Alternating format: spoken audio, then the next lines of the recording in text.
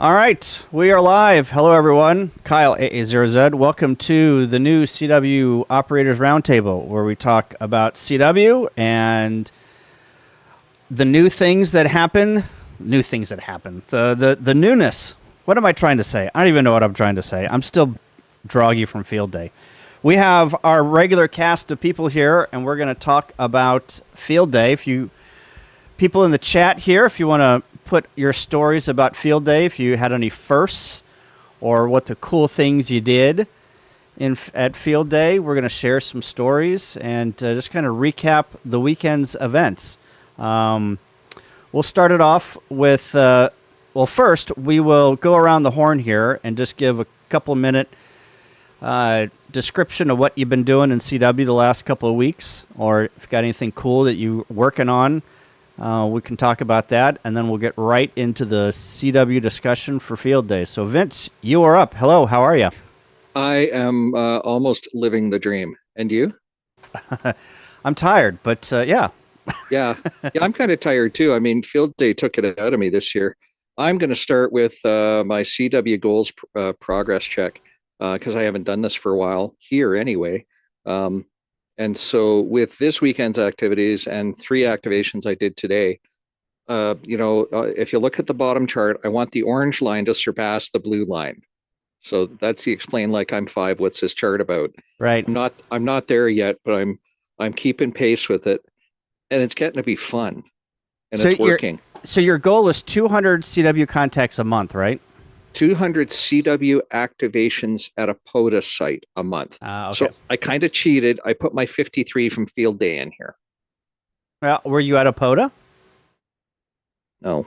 Oh, well, I shouldn't have asked. Well, that's okay. I'm okay with it because the intent is there. Right. So it kind of works, right? So anyway, that's that's what I've been up to. I'm pretty happy with that progress, but I'm really happy with how much fun it is now. It's not a chore. Yeah, yeah. Do you feel like you're getting better? Do you feel like the rhythm is coming? Are you seeing progress, or you know? Yep. I'm sending less question marks. Right. And are you getting to the point where you're getting full calls the first time, even on like if they're a 3-3 or a 4-4, you're still picking them up because you're hearing the dits and the das better? Sure. Yeah. Absolutely. Yep. You bet. Yeah. So it's working. Ladies and gentlemen, I'm here to say that all you have to do is do some every day and your CW gets better. Yeah. Okay. Everybody tells you that. Now I'm proof. Yeah. That's it. I mean, so that's what I've been up to. Very cool. Adam, hello. How are you? You haven't been on a while, but you've been very busy. Yes, the usual. But yeah, it's nice to be back. Nice to see you guys. What's new with me in CW? Well, not too much new specifically in CW, but I have been tinkering as always. And let's see, I'll share a screen here and show some of the recent projects here. So leading up to Field Day, one of my key things was to work on a bandpass filter, and I didn't quite get it working well enough to use at Field Day, but this is the design. It's from an old ARRL write-up. I forget who it's from, but if you search for DIY HF bandpass filter, you'll find this design. It's pretty simple, straightforward build. I didn't have the right capacitors to put in it, so it only handles about 30 watts before the capacitors start to heat up and drift and adjust the tuning of the circuit to throw it out of range. But that was one of the leading up to Field Day projects. There's the SWR plot for the filter. Pretty good low SWR across the 20 meter band there, and pretty good rejection, 30 to 40 dB plus of the 40 meter band out of there. Nice. And then about 20 dB on the higher frequencies. So that was pretty cool. Yeah. I ordered some PCBs to try to make that a little more successful project. So I've got those coming from Osh Park. They look like this. and BNC connectors on the ends, the 2 toroids, some surface mount capacitors, and then some jumpers you can solder for different configurations there. Very cool. And then the last thing to note is I've been, yeah, go ahead. Is that so? The down in there did you epoxy the board in there, or what are we seeing here? So what you can see in there, it's I don't know what style they call this. Somebody in the chat may know, but it's where you take a solid copper PCB and then you cut some little squares out and stick them on with double stick tape, so you have insulated pads. Manhattan style. Okay, yeah. There you go. So that's the style of build that I looked at doing that exact same filter. Oh yeah, cool. It does seem to work. The key thing I think you need to consider is to it's probably better off to use surface mount capacitors. NP zeros are going to be more consistent across with RF running through them. So I'll leave it at that and pass it back to you, Kyle, unless there's any other questions. Oh yeah, there is a little bit of silicone in there to kind of anchor the toroids down and keep them from flopping a bit. Yeah. Good idea. Very cool. Very neat. Matt. Hey, hello, Matt. Welcome to Earth. Sorry, I'm trying to queue up some photos and stuff, but gotcha. How are you, Kyle? Good. What you been doing? I've been good. I will update everyone on my doings here. Okay. But what have you been doing lately? So my 2 weeks in CW here since last time. Let's see. I'm still loving my my new paddle, my UR5 CDX paddle from Ukraine. Yeah, it's really, really great. Which one did you get?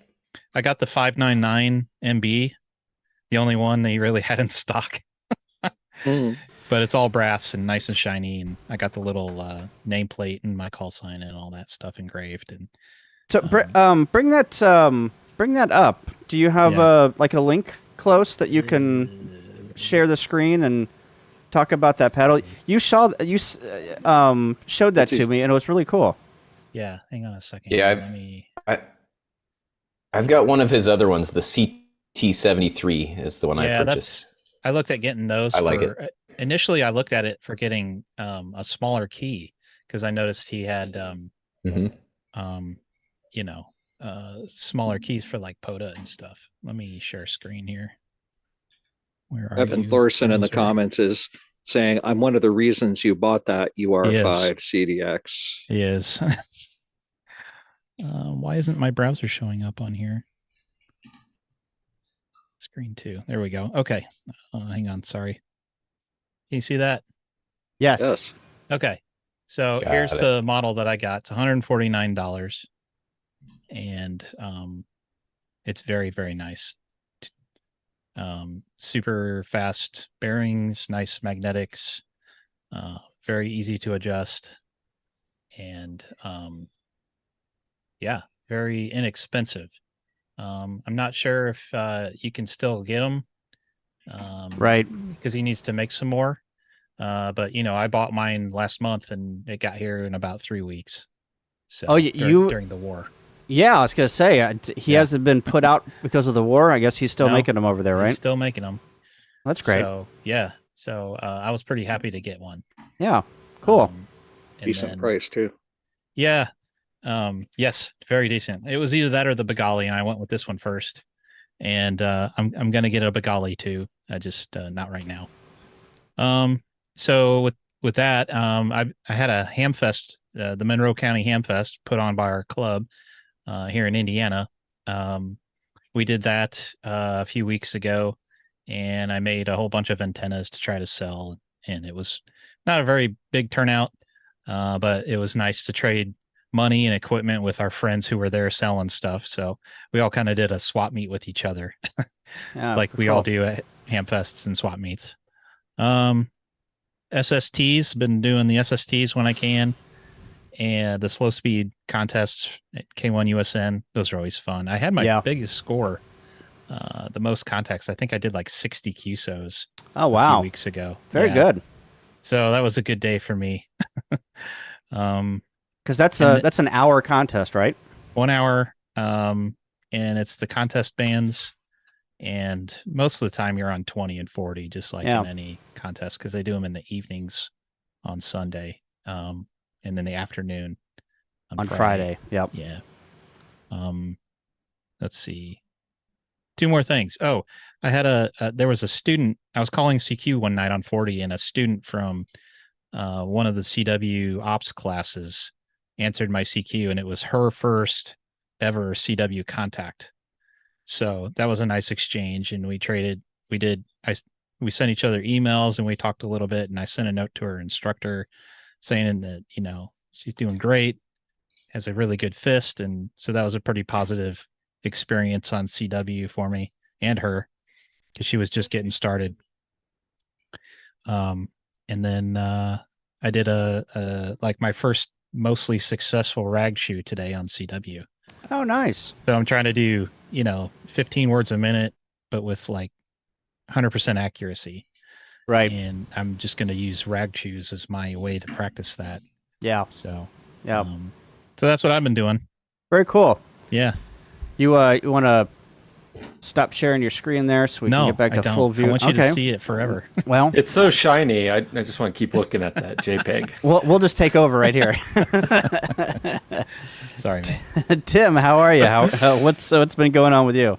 Hello, everyone. Not a lot has been going on in terms of CW, other than I have been oogling the KN4YB right angle bug paddles, and those look super interesting, but I've decided I probably shouldn't invest in one yet until I make some sort of Morse code goal and maybe try to reach that goal.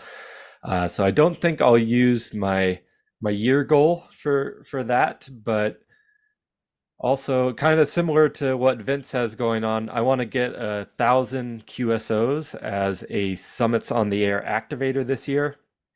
After this weekend, got up to 442. I was planning on knocking out a lot more this weekend with Field Day, but things did not quite go as planned with that. Cool. So this KN4YB, yeah, is this the one on the top here? Yeah, that's one of them. I think that's the single lever version. He also has a double lever version. That's crazy. Okay, I said it. Thank you. That looks wild. Yeah. I've heard it's a good entry to getting into bugs, and maybe a little bit more user-friendly than a Vibroplex. All right. Very cool.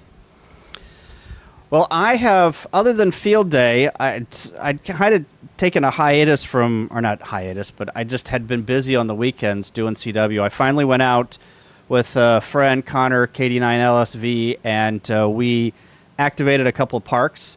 And I got an AX1 at Dayton and went out and activated a park on CW with that AX1, and it blew me away on how cool that antenna is. I was just like, why didn't I buy one of these a year and a half ago or 2 years ago whenever they came out, right?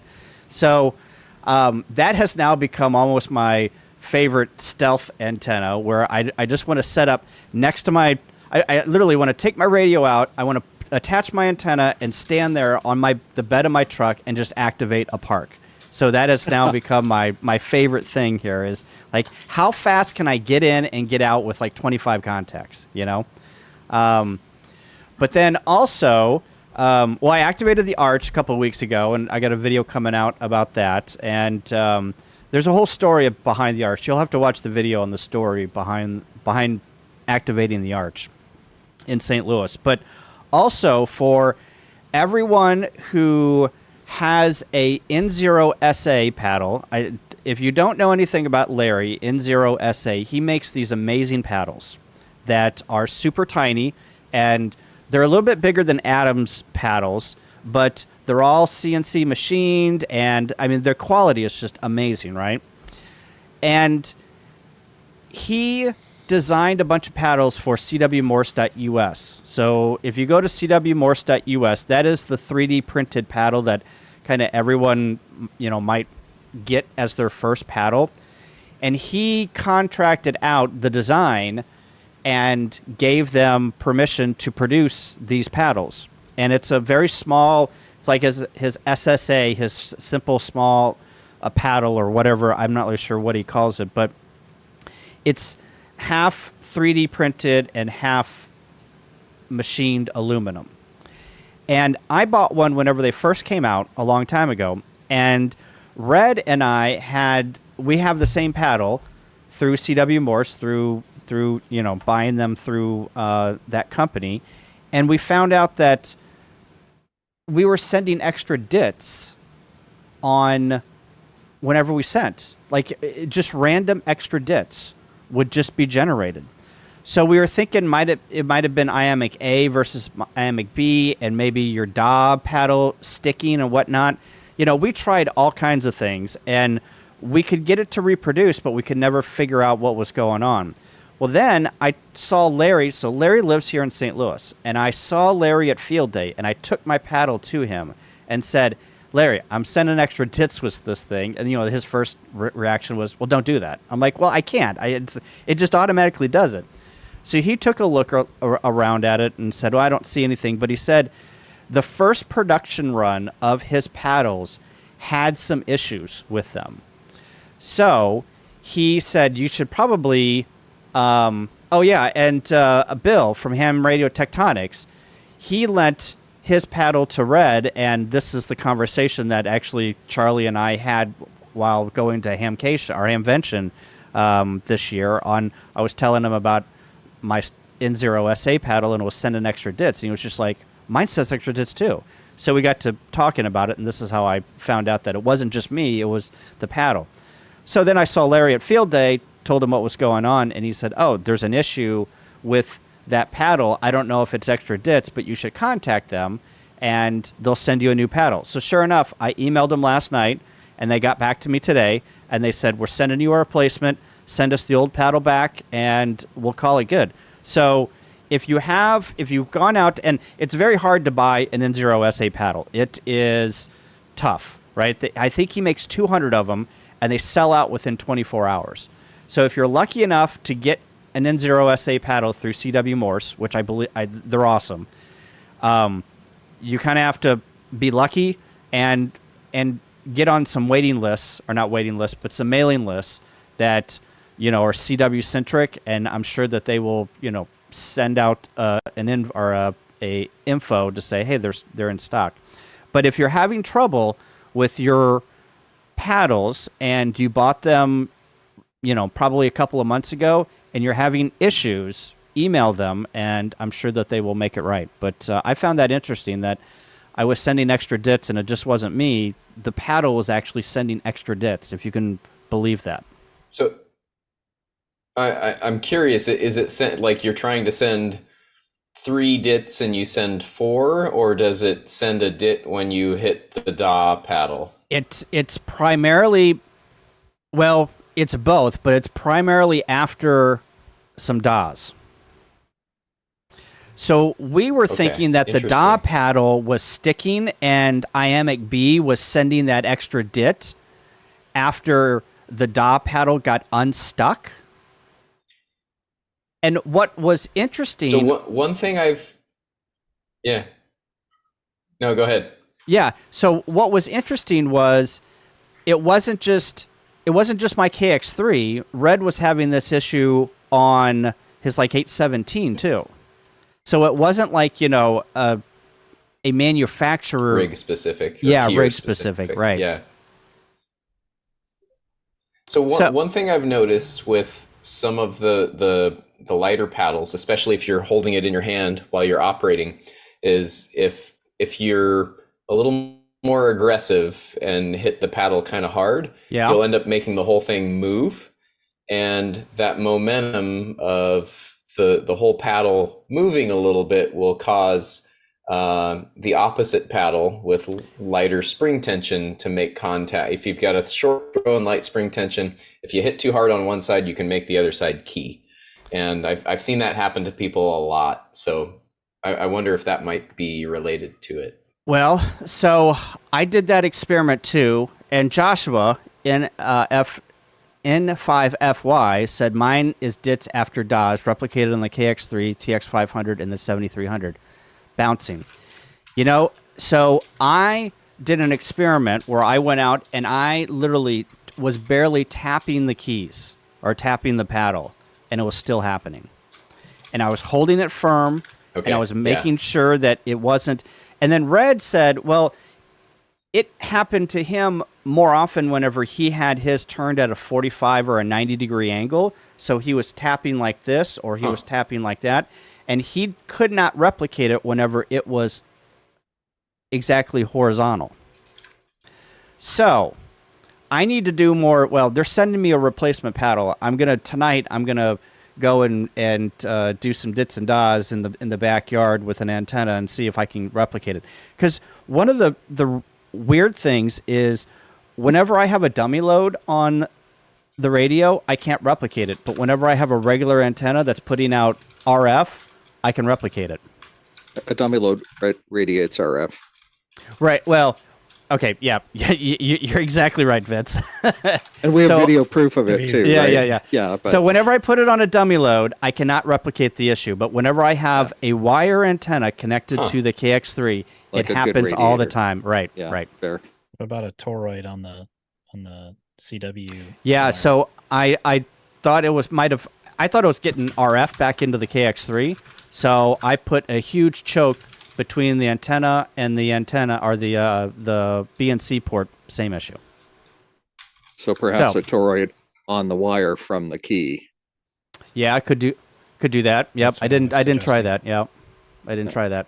It could be there's a natural fractional wavelength that the paddles are cut for that resonates with 20 meters, the 32nd Well, 0.6 what if it's harmonic or inducting on the something, cable though? or inducting on the cable. Yeah. Yeah.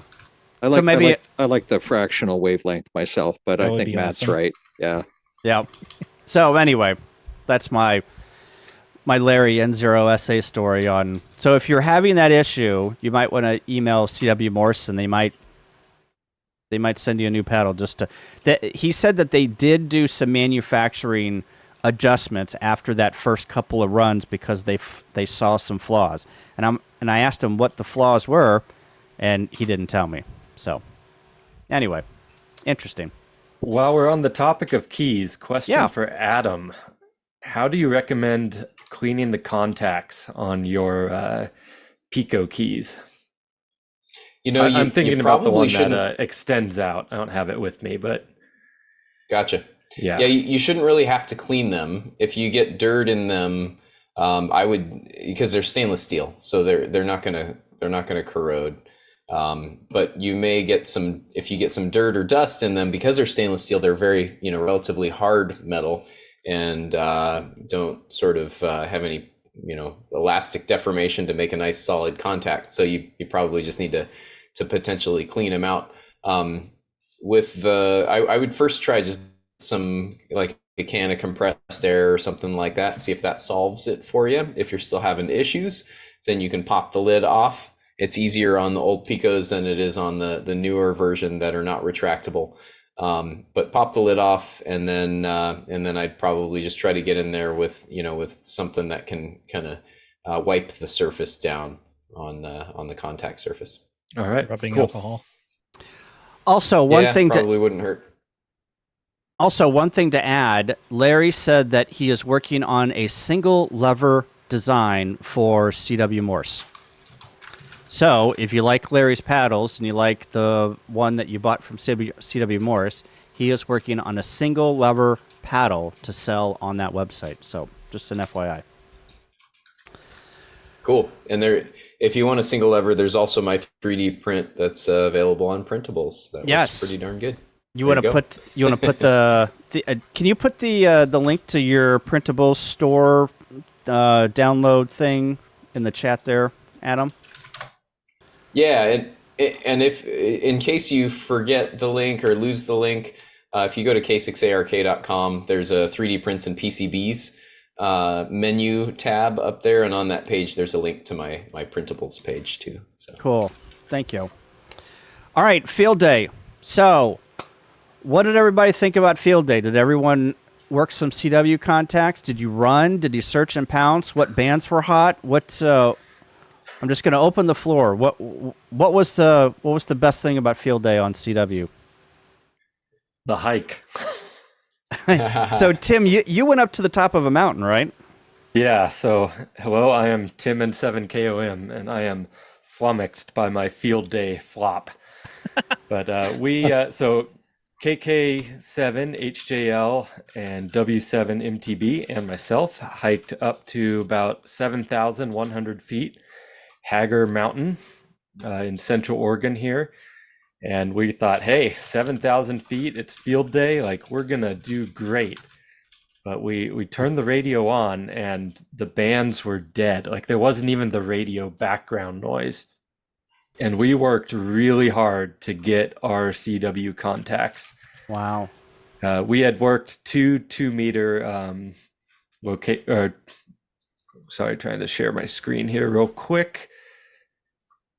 Here's our operating position. We were also wrestling. We had 4 dogs with us, and then a group of 6 horseback riders came up the trail, and that kind of interrupted our operations for a while they passed.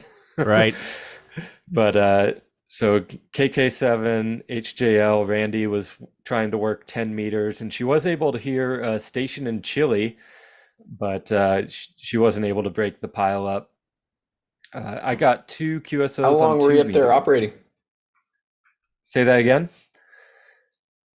How long were you up there operating? What was your total time up there? Total time was probably 2 hours, I think. And with that, I had 5 CW contacts. And Chris ended up with 3 CW contacts. And then his 4th for the soda points was a 2-meter QSO. Why do you think that you could not hear any stations up there? I have no idea. I don't know if there was some sort of solar storm. There were afternoon thunderstorms, so it may be something to do with that. I really don't know enough about solar weather to figure it out, but I was using my KX2 with the end-fed random wire, which is usually just bang on for me, and I'm able to rack up QSOs with that. Right. So it was just kind of odd conditions. Were you out there? What, Saturday midday or afternoon? Yeah, Saturday afternoon. Yeah, we probably got set up. I think there was 12. Yeah, I think there was a bit of a solar kind of event, a blackout in the afternoon on Saturday, and it was kind of over the Northwest, so that may have hurt you a bit there. Well, then that tracks. Yeah, this was the most difficult summits on the air activation I've had since learning Morse code. The A index was also kind of high. Yeah, the A was kind of high up at these latitudes. It's the K that I worry about. But now that explains what happened to me Saturday afternoon too. Okay. Yeah. So what? Yeah, go ahead, Tim. Well, just to wrap, so we got our. We wrapped up operations, and it was pretty warm, so we headed down with all our dogs. And our campsite was actually in the Wilhelmina Fremont National Forest, which is a POTA park. So we figured down at camp we could set up and operate some POTA just to kind of continue the day. And same thing, didn't get anything there. And we also had the luck that every time we put our radios and antennas up, a thunderstorm would roll in, and then we would kind of scramble to take everything down. Yeah, but it was a fun weekend camping. Yeah, very cool.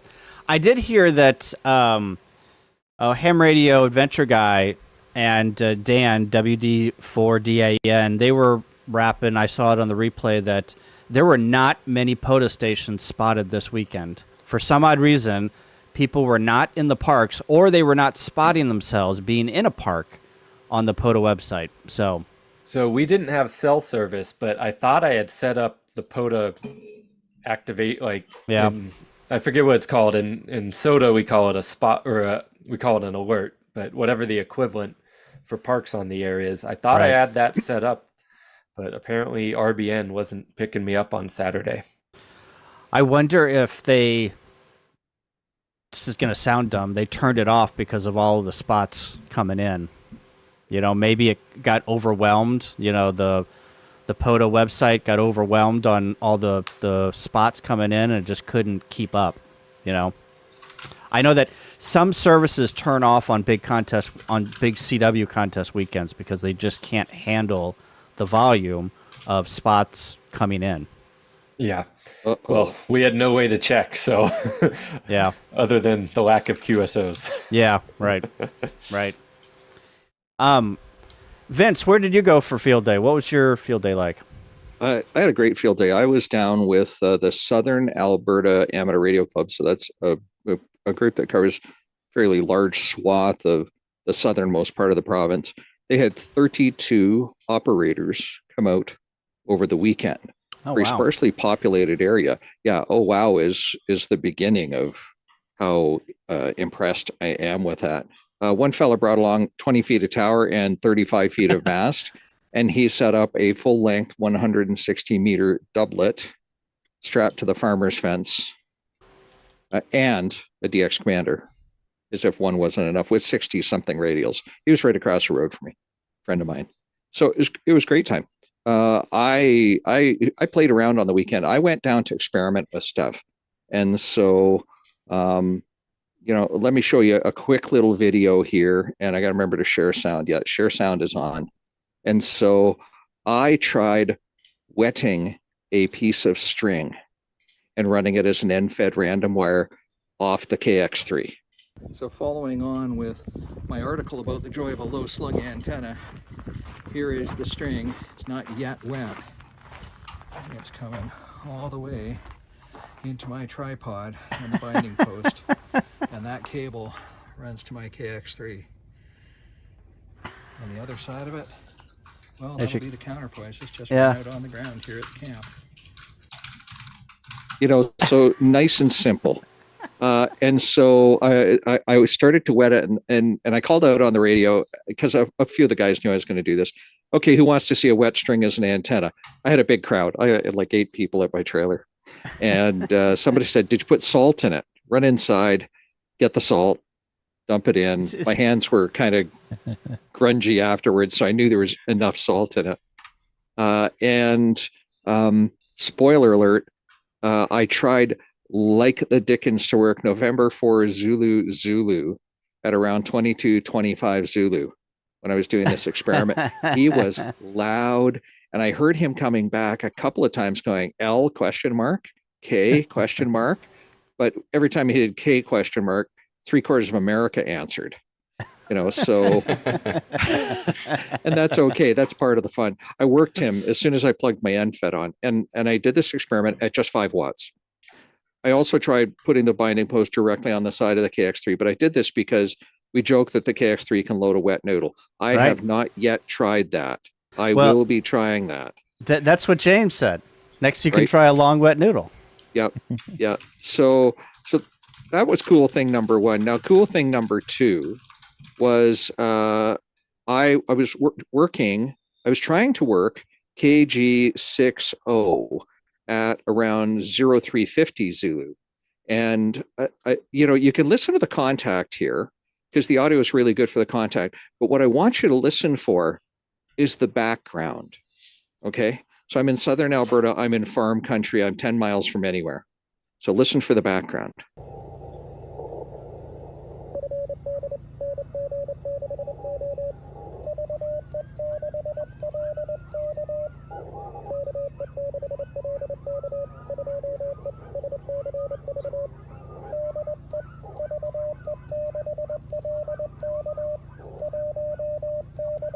So the coyotes were clearly very impressed that I was able to make contact with KG60. They were going like crazy right about through this. Wow. I have never heard coyotes that loud in my life. And for it to happen while I was making this contact, I heard them baying and doing whatever they were doing. Right. Communicating. And I grabbed the camera and I set it up and I'm like, oh, wouldn't it be cool if they kept going? And they did. Anyway. Very cool. So I went to play with antennas. I didn't really do much of that. I got out the string Jody's right. I'm a crazy daredevil. I don't know if that means the candy store is going to have a new product or not. Probably not. I have some revisions to do on the wet string idea. It kept drying out in the heat. A buddy at lunch today says I should take a pop bottle and drill a really tiny hole and tie the string into it and fill the pop bottle with salt water. Salt water. So that it drips down the string naturally, pre-wet the string. Oh, yeah. So, that'll be version 2 of Vince's saltwater antenna. I'm also going to make it not a random length of 16 feet, but it'll be, a resonant length so that it'll work on the 20-meter band and be a little bit more efficient. I bet it'll work. Right. Got my fingers crossed. Anyway, that was my field day. How many CW contacts did you make? 53. 53. Yep. I tried running for a bit. That sucked. Yeah. Okay. Yeah, 53. I'm happy with that because frankly, there's more socializing and experimenting going on than hunting. Yeah. Yeah. Right. So did you find whenever you ran, did you find that people, okay, so I was running at 18 or 20 words a minute, and I was very surprised on everyone that I contacted either came, they were sending at 35 words a minute, but they put enough Farnsworth spacing in that I could copy them. And I was very appreciative that nobody just came in and just blasted through whenever I was calling CQ, which I thought was great. I had a very memorial field day on not being frustrated because people were just, blowing 35 words a minute into my butt, Yep. Yeah. So, when I ran, nobody answered me. Oh, really? Maybe I picked the wrong time. That contact where I was trying to work the guy on the wet string, that happened during what Adam now says was a solar event. Yeah. So, I could blame that. I could blame a million things. The reality is I don't know. Yeah, that's true. Anyway. Just going to have to try again. Yep, that's right. Remember, boys and girls, Thomas Edison, when asked about creating the light bulb, said, I did not have 81 failed experiments. I had 81 experiments that proved what did not work. Right. I'm at number 1. I was just going to say every day is field day when you operate portable. That's right. Yeah. Yeah. It's, POTA, that is a very good discussion point, Tim, on do you think field day has lost its luster because POTA and SOTA has now made everyday field day? That's a subject for the chat. Has POTA and SOTA ruined field day? Based on the antennas that I've seen photos of people setting up and all these like very creative rigs, no. I think it's made it better. People have some stuff they're not taking out on every POTA or SOTA activation. Yeah, I think it's made it better, my opinion, because POTA and SOTA are so popular. It's taught new and old hams how to set up efficiently, get on the air quicker, get their stuff tested and tuned before field day. Yeah. Way before field day. You can just show up with your backpack and open it up and you're on in 10 minutes. That's the whole point of the emergency communications practice spin on field day is, if you throw that in there, it's very efficient. I think it's made it a lot better because then you don't have to, dick around too much with organizing people and things, and everybody knows what to do. Right. Yeah. Charlie, hello. Hey, how you doing? Good. Yeah. Were your ears burning? No, I was hardly paying attention. I was finishing up the grout in the bathroom. Well, I don't know if grout is better than CW, but at least you're here. That's right. Yeah. KX2 can tune it. Yeah, that's right. Right along the grout line. It'll be great.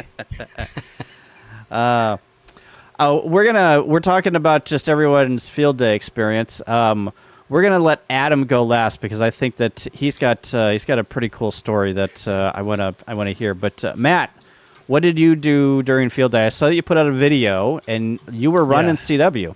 I was running CW. I did it 100% CW for me this year at field day. I did no digital, no voice. I take it back. I called CQ a few times just to make sure that things were running. So I was the field day chair for our club, the Bloomington Amateur Radio Club in Bloomington, Indiana, and I helped set up and organize and get the field put aside for us on the IU campus. And if I'll show you the screen here of what our setup mostly consisted of. Can you see that? Well, that's great. Yeah. Yeah. Oh, wow. So this is just half of what we could use. Up here above that is another field that's twice as big. So we have this whole field here, which is a 250 by 400 foot field with trees all around it and parking lot. And our data center, the university data center, is just up to over here. So we've got buildings all around us. And we're close to kind of like the mall shopping area of Bloomington. So there's lots of stuff around us. So it's really convenient for the public, and it's on a highway, so everybody sees it. So it's pretty visible. So this was our initial plan. We were going to have 4 antennas up. We thought about making a wire beam, but that didn't work out. But we had a 40 and 20 fan, an 80 and 10 fan, and then we used a ZS6 BKW antenna for our third station. Oh, yeah. And then I got a VHF Slim Jim up in the tree at about 65 feet. So that worked really well for VHF. However, nobody used it, so we were too busy playing around with our setup here. But let's see. So here's me and there he Joe. is. There he is. So we had twin radios. We had 2 TS2000s. We thought it'd be just kind of fun to have similar radios, so we could, if one, because each radio had 2 different frequencies, so we wanted to kind of try to separate the frequencies out per radio and not go beyond that, to try to keep interference at bay between or an interaction between stations, because we didn't have any filters or anything, and it worked really well. So, Joe was on 80, he was on 80 and 10, and I was on 40 and 20. And over on, my right shoulder, you can see the big tuner and my big amplifier. So we were, 500 watts, 600 watts on CW. I think that's the most fun I had during field day, was running 40 meters in the evening, because it was just really good. Right. So, did you feel noises in the background here? Did you feel like, so at first did you feel like it was a little clunky, like just your CW, and then as you went on, it just got better and better, and by the time you were done, you were head copying and you were just having a ball? So I started out at like 15, lots of mistakes, really kind of frustrated with myself. Yep. And then I got up and ate and took a break, and I came back to it at a different radio. And it was set to 20, and I didn't even look to see what the speed was set at, and I just started going, and it was just working. So it was like something in my head clicked on, and it was just good. But as time went on, I noticed like you get tired and your receive starts getting bad, or you start having bad moments, or like I'll mess up because I was holding a pencil in my sending hand at the same time, because we didn't use any logging software. We were using pencil and paper and dupe sheets this year. Oh, geez. So we wanted to throw a wrench in the whole works. Like, hey, what if your computer dies and nothing else works? You wanted another element of complexity there. Yeah. But it all worked out, and we had a great time. But like I said, I was like 99.8% CW, and running 40 meters with an amplifier on CW in the evenings is awesome. Yeah. That'd be a hoot. Yeah. But yeah, Kyle, like, it was my code was like up and down through the whole event. Like I noticed like, oh, I'm sending really good. I'm copying call signs like left and right at 20 words a minute. Yeah. And then it just kind of faded away as I got tired or distracted, Yeah. or something silly happened and it would mess up my concentration. What did you have the hardest time with? And I'll share what I had the hardest time with. Like, The hardest did time you with? like did you have trouble with the exchange? Did you have trouble with just all of it? Did you have trouble with there's a gnat in here. Call signs, what did you have trouble with? I think the hardest thing I had trouble with was getting into the flow of like you know how we talk about contest flow. So you send your call sign, the exchange, in the proper order.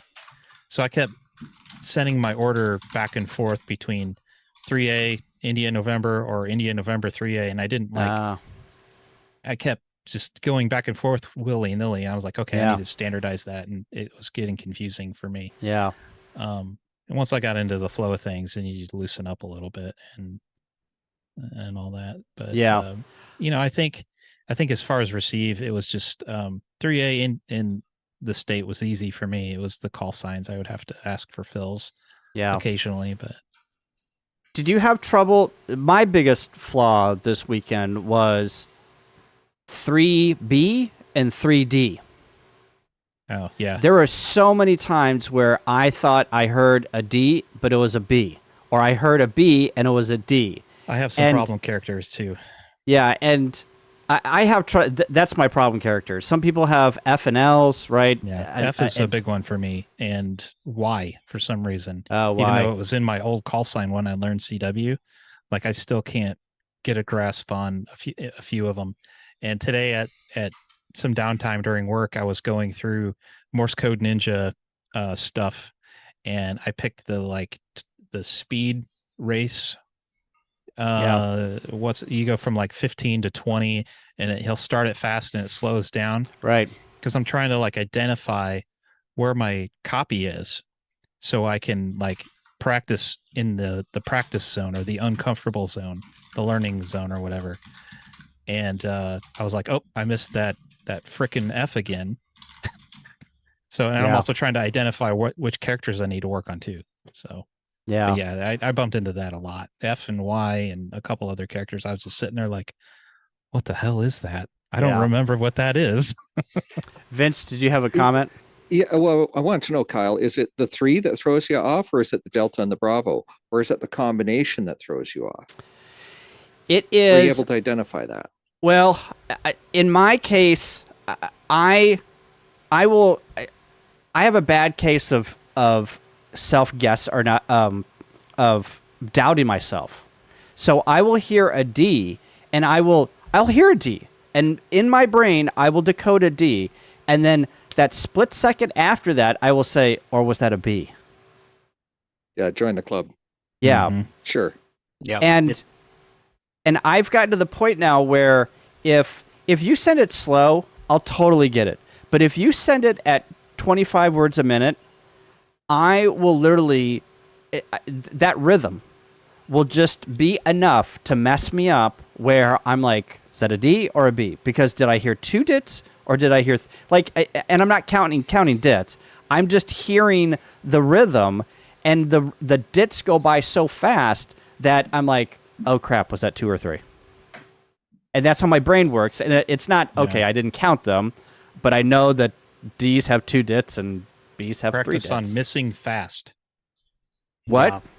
Practice on missing fast. Missing fast? What is that? Get rid of the self-doubt. Just let it go.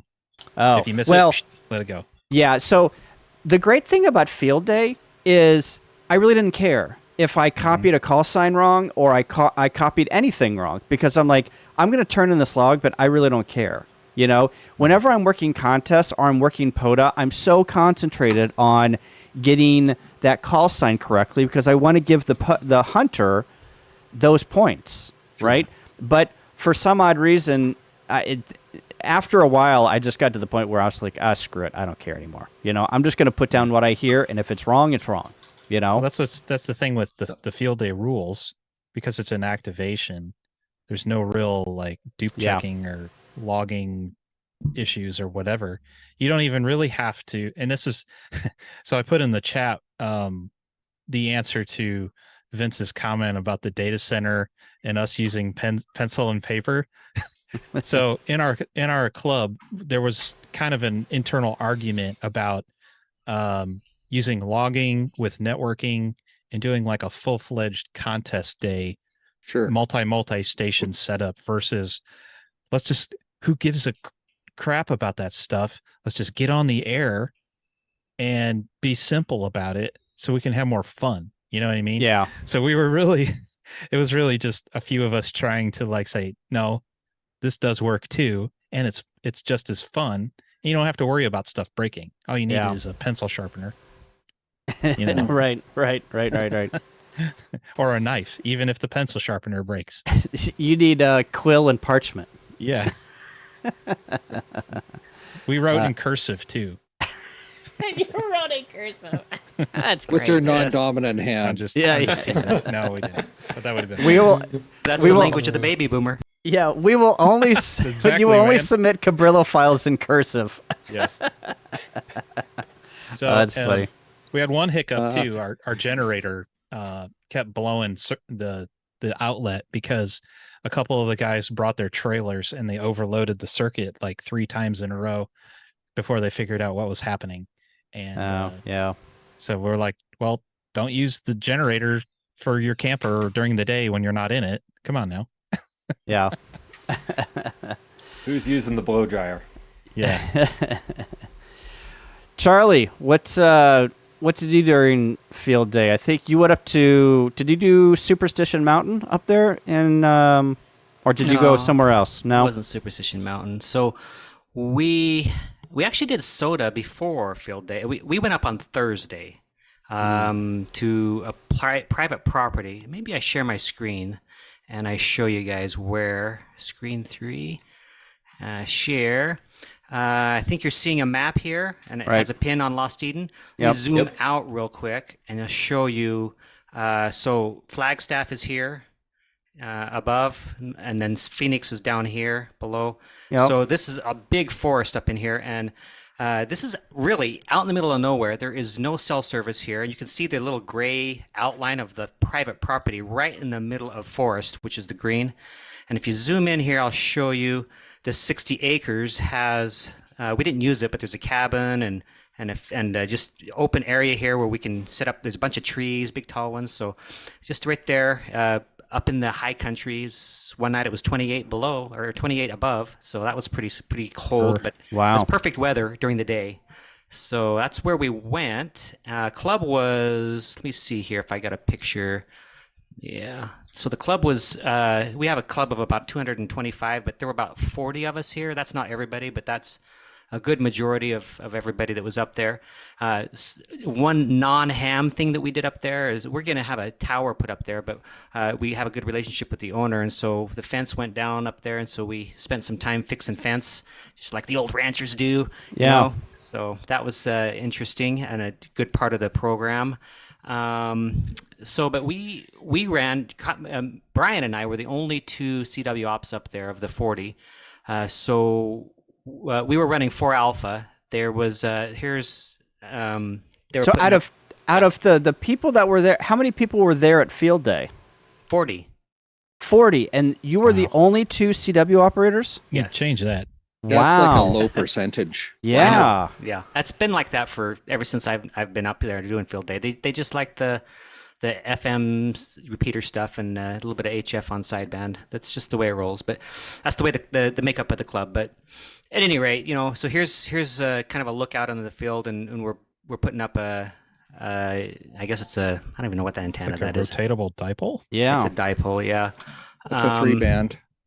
It was, yeah, and we used it for 20 mostly, and then we had just a regular wire dipole for the other bands. But let's see, so some of the highlights, I did go over and do sideband just a little bit, but it was the coach, my wife, W7NRS there, who is logging, and then Brian's wife, W7JAT is there in the middle, and then Dan's wife, Charlene is there on the right, and she was working stations.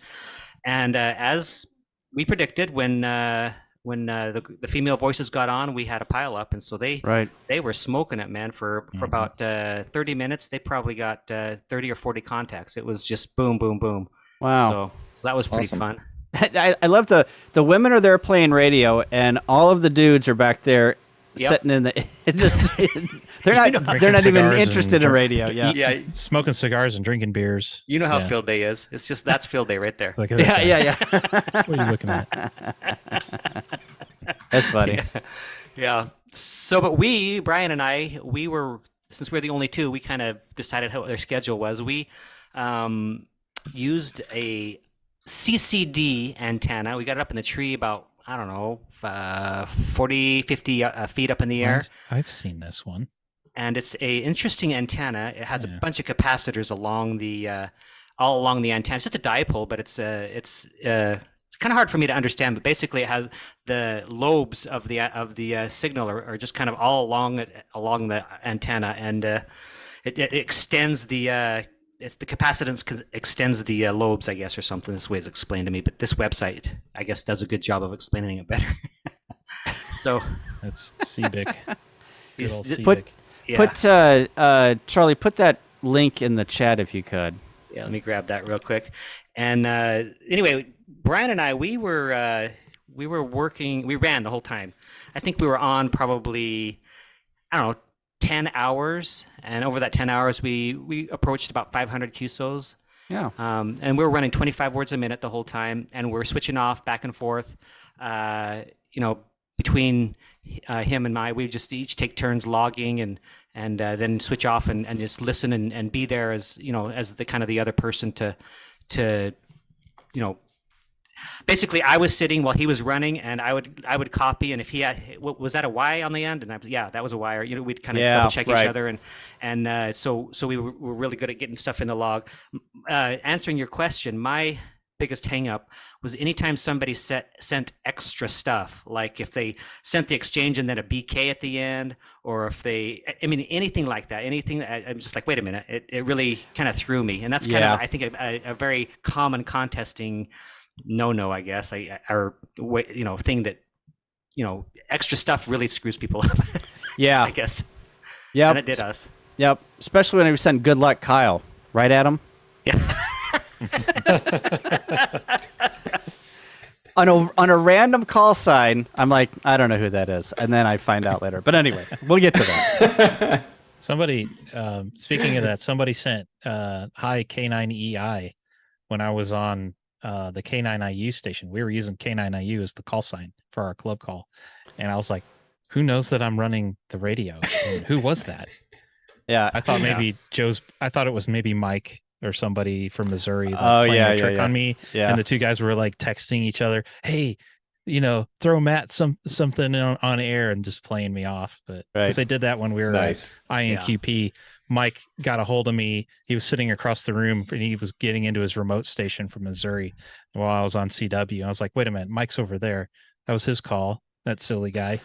Mike, WB0SDs. Yeah. He's always up for a joke. A trickster. Yeah, it was a good one. Well, Kyle, so the other thing. Oh, Charlie, I'm sorry. Go ahead, please. I was just going to say the other thing that threw me was the double-digit numbers. If you got a 10, 11, or 12 in there, then 12B always threw me. Or actually, 11J would have been the worst. Anyway, go ahead, Vince. Oh, I had a 23 Alpha. Hey, Kyle. Pat from Ham Radio Tips and Trips. Excuse me. He's going to start a movement, I think, to say, send please copy in CW each time you contact Kyle. No, I'm going to send PC. NIL, not in log. Not in log. Send PC. Yeah, PC. Yeah. All right, or Adam. Spell out 4 Alpha. Adam, let's hear about your escapade on this very windy island that you were on. Yes. So we had a pretty dang cool adventure. We had an amazing opportunity thanks to a guy named Austin that came out to the Ham Radio Crash Course camp out in Ramona here just down the road from me. He works out at San Clemente Island, and if you can see the map on the screen here, San Clemente is the southernmost Channel Island, about 65 or 70 miles off the coast of San Diego. And San Clemente Island is managed by the Navy. So the way to get out there is if you have a connection, basically.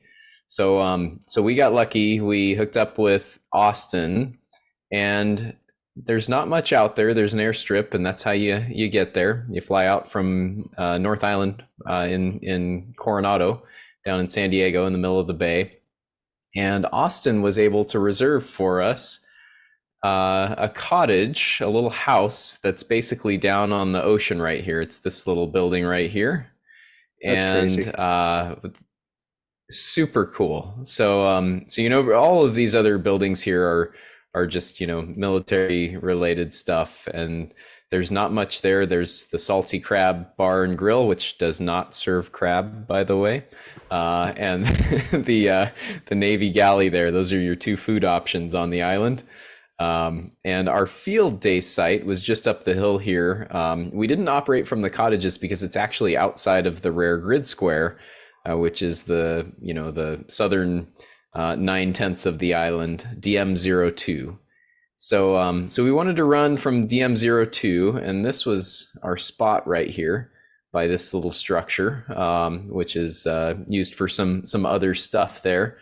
And we set up just on the north side here, and I'll show a few photos of our stations there. Yeah, go ahead. Tell me about, are there people that live there all the time? Not necessarily all the time, but people do stay out there for an extended period of time. Okay. It's there are people that work various military related things on the island. It's also a main training site for Marines and buds and Navy guys. And the southern end of the island is, I think, the one of the only remaining shore bombardment ranges where they shoot stuff at the lower end of the island. Gotcha.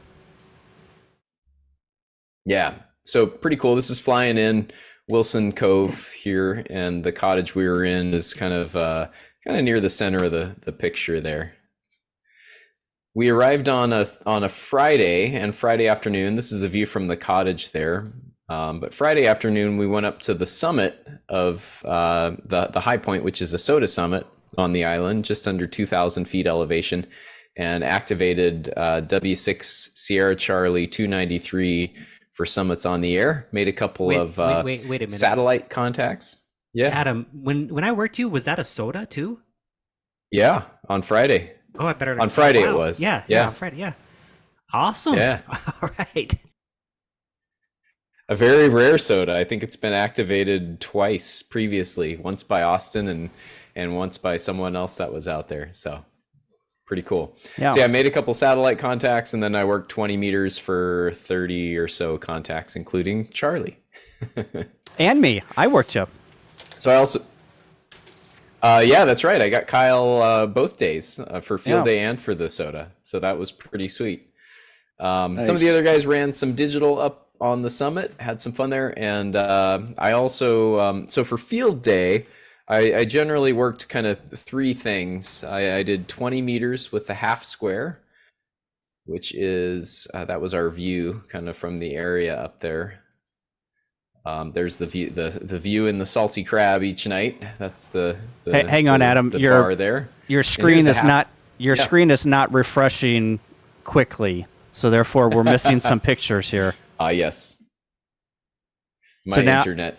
Yeah, so now we're looking at the coastline. Oh, okay, so there's the Salty Crab. Okay, got Okay. it. Yep. Looks like pizza. They had pizza and some burgers and sandwiches, and that was pretty much it. Tater tots, lots of tater tots. All right, we're refreshing so here. the picture. Okay, now we got two antennas. Cool. Hopefully a half square antenna. Yes. Yep. So this is a single antenna actually. Well, it's technically two phased verticals. That's what a half square is. So you've got a vertical quarter wavelength wire running up, half wavelength across the top, and then a vertical wire back down. And if you feed it up at an upper corner, you get 50 ohm impedance and pretty Is that low what you angular did? radiation and nice broadside gain. Yeah. So Neat. Okay. so that was the primary 20 meter antenna for our station. That's what I ran for most of field day. Mostly just hunt and pounce on CW because the building we were next to may or may not have some stuff going on in it that creates a good amount of RF, including some antennas around it. So so we had some local QRM there that we were dealing with, and it made it quite a challenge to hear a lot of the quieter stations on 20 meters. Now, I noticed on the video and on this picture that you've got, and it was very windy up on that island, right? You only Yep. have these poles guide at the bottom, and you made a video on your channel on how you guide these poles, right? And that's the only guiding system you've got holding these poles up, right? That's right. Yeah, for these poles, that's sufficient. These are jack kite poles. They're relatively stiff fiberglass poles. They're about 21 feet tall, which is pretty ideal for a 20-meter half square. And with just, solid guying from the bottom, get those guy lines at 45 degrees down to the ground with solid stakes in good ground, and it'll stay up in 30, 35 mile an hour winds, maybe 40. Cool. And look, So and look it at that does view pretty too, well. man. That's Yeah. a beautiful view. It's stunning. Yeah, that's Catalina Island out there. So that's the most habited of the Channel Islands.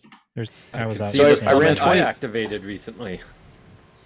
That East Yes, Peak or benchmark there Zaba, on the right? southern end. Oh, East Peak, yeah. Yeah. Very cool. So yeah, I ran a lot of 20 meters. 20 meters, like I said, was a challenge because of the QRM.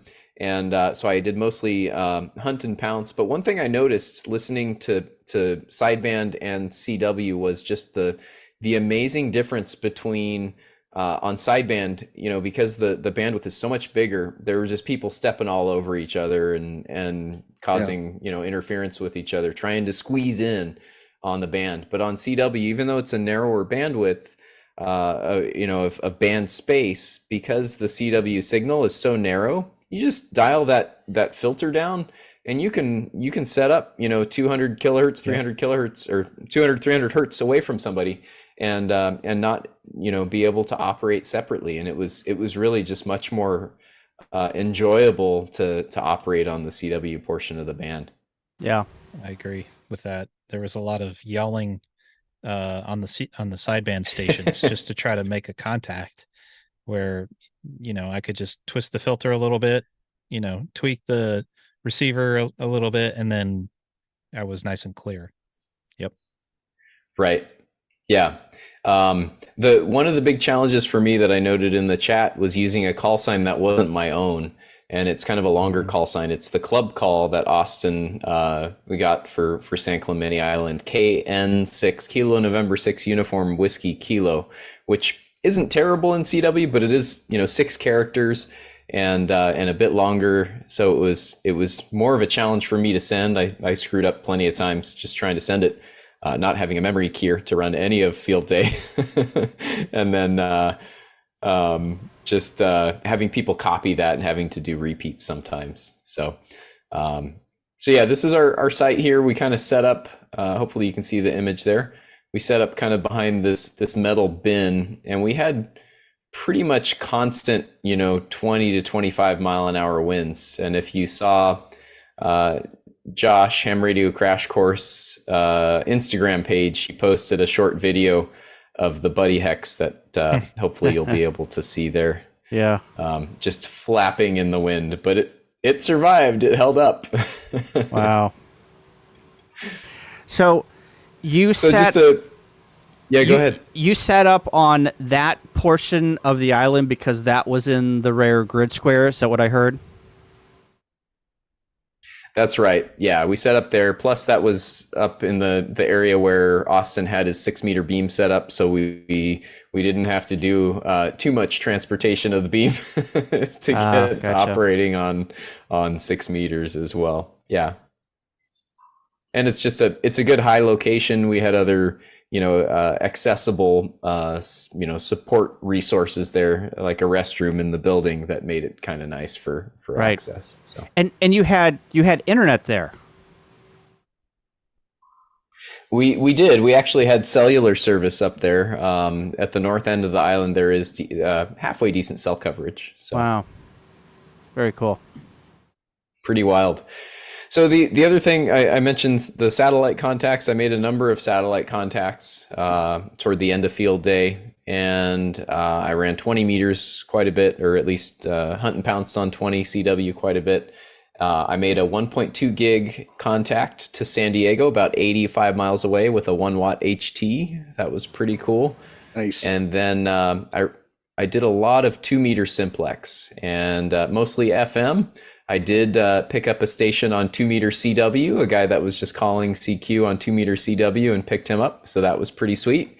And yeah, that was kind of the bulk of my operating for field day. And just a couple more photos here. The photo here is a fox. These miniature foxes live all over the Channel Islands, and there's a slightly different subspecies on 6 of the 8 islands. And they're full grown. They're about 6 pounds, so they're like half the size of your full grown cat. And they're just the cutest dang little things out there. Pretty awesome little critters. Wow. I would think after a period of time they'd run that island free of rats and food, right? Maybe not. Yeah, they eat mice, but there are plenty of mice out there. So okay. Yes. So that's it. Yeah, I'll pass it back to you, Kyle. Thank you. Wow, that is awesome. Whenever Josh and you said that you were going out there, I had no idea. Like, I had to look up the island. I'm like, oh, they're going to an island. And then whenever I saw the live stream, I was like, how cool is that? That is awesome. So Yeah. it's cool that I got you in the log a couple of times, and I will probably never ever get that grid square again, so I'm glad that I got it in the log. And I'm not a grid chaser, but at least I got it, But yeah. Anyway. Yeah. All right. So one quick go note. For anyone that's seeking the Fred Fish Memorial Award, the 6 meter, worked all grids, in I think all U.S. grids anyway. KN6UWK is the club call that Austin runs out there, and he's got that big beam that he sets up along with, I think, a 500 watt amplifier that he runs with it. So put that call in your ham alert and watch out for him, because he runs FT8 out there pretty regularly. Yeah, very good. That Fred Fish award is pretty prestigious. I know one of my Elmers, Joe Flegel, W0FY, was the 6th person in America to get the Fred Fish Award. So, and I think Craig, K9CT, is like number 7. So it is, I think there's only something like, 20 some people in the world who have that Fred Fish Award. So it's pretty prestigious. So, but yeah, cool. Very neat. All right. Any last thoughts on field day, working CW? Anybody got any tips or tricks they want to share, or anything else they want to keep practicing? Keep practicing. That is true. Keep practicing. CW's king. It is. CW's king for field day. It really it's the is. most fun. It is. I'll mention something real quick. Yeah. My first field day running CW was kind of pivotal in my CW experience, because I just set the whole day, a whole 24 hours or most of it in field day, listening to other people operate and trying to copy. And I would suggest if you're just kind of not in doing CW right now, but trying to get into CW next year, make it a goal to sit with the CW operators and listen if you don't want to get on the air. It's a great way to up your skills, because it did help me improve my skills. Yeah. Get a headphone splitter. That's what we do. And we'll sit in next to an operator and talk the call sign through and the exchange through and stuff. Yeah. Yeah. So a little trivia here. So there's 42 Fred Fish awardees that have that award, and Joe, one of my Elmers, W0FY, he's number 11, and Craig is K9CT, he's number 12, and it looked like Rob, his Elmer is number 18, which is WQ5S, Brad Fuller. So, yeah, Fred Fish Award. That's cool. And I'm looking at some of the last grid, and a lot of them are in the D's, which are way out west. So a lot of D's needed for their last grid. So anyway, cool stuff. All right. Anything else, Tim? Yeah, I wanted go ahead, to Matt. mention that Adam was talking about the call sign flubbing, and it in our situation, our club call that we were using is K9IU. My call sign is K9EI, and Joe's call sign is K9UR. And Oh my. both him and I were sending our own call signs, each other's call signs, and K9IU. And once we got that out of our system, we were like, okay, now I'm having a hard time getting back to K9EI. Yeah. Once you start hearing a call sign, especially a club call sign, you have to do a mental reset and be like, okay, now what is my call? And K9IU is a very fast one. Yeah. It sounds good. I like it. But yes. Yep. You get used to it, Yep. All right. Very good. Well, I think that is it. Little programming note here. I've got Smitty Halibut on the show on Thursday. We're going to talk about testing toroids and doing electronic projects with Smitty, which is going to be cool. And we do this CW Roundtable, new CW Operators Roundtable every 2 weeks. So our next roundtable will be the 10th of July. We do it every other Monday at 8 p.m. Central. So come on back, hit that subscribe button, and that is it from here. I have one quick announcement. Can I? Yeah, sure. Slide Go. it in, Kyle. I know we're over time. If you are in Canada this weekend, or if you are hunting a Canadian in POTA this weekend, us Canadians are going to try to do something that's never been done before. We are going to try and get as many people out and activate the Great Trail of Canada, which is Victor Echo 5082. This trail stretches from coast to coast. And so there's a movement afoot on Canada Day on July 1st, which is the same day as the RAC Canada Day contest, to get as many people out there doing POTA at the same time. So if you hear somebody at Victor Echo 5082, they are part of what we hope are thousands of people trying to, sorry, Jason, kill the POTA computer system. That's cool. And then also another programming note, the 13 Colonies event starts on the 1st of July and runs for 7 days. So get out there and get your clean sweep in CW. Now that all of you in CW land know CW, go and work the 13 Colonies in CW. So, very good. All right.